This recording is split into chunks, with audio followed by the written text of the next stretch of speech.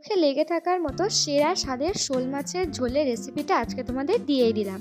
তো দেখো, বাজার থেকে আমার বাবা জ্যান্ত শোল মাছটাকে কাটিয়ে এনেছে।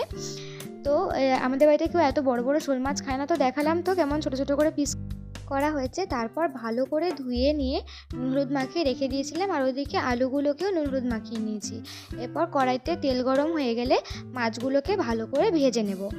বেশি কড়া ভাজবে না, একদম মিডিয়াম ভাজবে, নাহলে কিন্তু মাছ শক্ত রাবারের মতন হয়ে যাবে, ভালো লাগবে না খেতে। আমি দুটো ব্যাচে মাছগুলোকে ভালো করে ভেজে নিয়েছি। এরপর বড়িগুলোকেও একই তেলে ভেজে নিলাম। তোমরা এই রেসিপিটা বাড়িতে বানিয়ে একবার অন্তত খেয়ে দেখো, ভীষণ টেস্ট হয়, ভীষণ ভালো হয় খেতে। তো এদিকে সাদা জিরে আর তেজপাতাটা ফোড়নে দিয়েছি, আর নুন হলুদ মাখিয়ে রাখা আলুগুলোকেও ভেজে নেব। আর এদিকে শুকনো কড়াইতে টেলে রাখা সাদা জিরেগুলোকে ভালো করে শিলপাটার মাধ্যমে বেটে নেওয়া হচ্ছে। শিলপাটার মশলার কিন্তু টেস্টটাই আলাদা, আর ওই যে শিল ধোয়া জল, এটা তো মানে আলাদাই টেস্ট। তো দেখো, যে থালাটার মধ্যে আলুগুলো মাখানো ছিল সেই একই থালার মধ্যে মশলাটা নিয়ে ওর সাথে দিয়ে দেওয়া হয়েছে একটু হলুদ গুঁড়ো আর একটু ঝাল লঙ্কার গুঁড়ো। তোমরা চাইলে কাশ্মীরি লঙ্কার গুঁড়ো অ্যাড করতে পারো।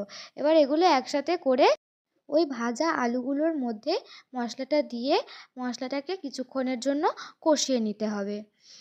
আর ওইদিকে একটুখানি প্লেটের মধ্যে জল দিয়ে মশলাটা ধুয়ে দেওয়া হয়ে গেল। এরপর দেখো, যতক্ষণ না মশলাটা একটু তেল ছাড়া হবে আর ভালো কালার আসছে, ততক্ষণ পর্যন্ত কষিয়ে নেবে। আর এটা কিন্তু ভাজা জিরে, বেশিক্ষণ কষালে কিন্তু তিতো হয়ে যাবে, পরিমাণ মতন কষাতে হবে। তারপর আগে থেকে ভেজে রাখা মাছ আর বড়িগুলোকে দিয়ে একসাথে কষিয়ে নেব। খানিকক্ষণ ভালো করে নাড়িয়ে চাড়িয়ে মিশিয়ে নিতে হবে, যাতে মাছ আর আলুগুলো আর বড়িগুলোর মধ্যে ভালো করে মশলাটা ঢুকে যায়। তারপরে কিছুক্ষণ কষিয়ে নেওয়ার পর পরিমাণ মতন জল দিয়ে দেবে। এখানে একটু পরিমাণ মতন জল বলতে একটু বেশি করেই জল দেওয়া হয়েছে। তার সাথে একটা কিন্তু স্পেশাল জিনিস দেওয়া হবে। একটুখানি জলটা যখন একটু হালকা ফুটে আসবে, দেখো ফুটে আসার পরে এখানে একটা বাটিতে অল্প করে চালের গুঁড়ো, তাতে জল মিশিয়ে ভালো করে ওই ঝোলটার মধ্যে দিয়ে দেবে। তাতে ঘনত্ব ভাবটা আসবে আর টেস্টটা কিন্তু দারুণ হবে।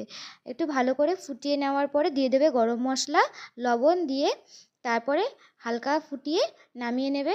এখানে গরম গরম শোল মাছের ঝোল রেডি। রেসিপিটা তোমাদের কেমন লাগলো অবশ্যই একবার ট্রাই করো। Thank you.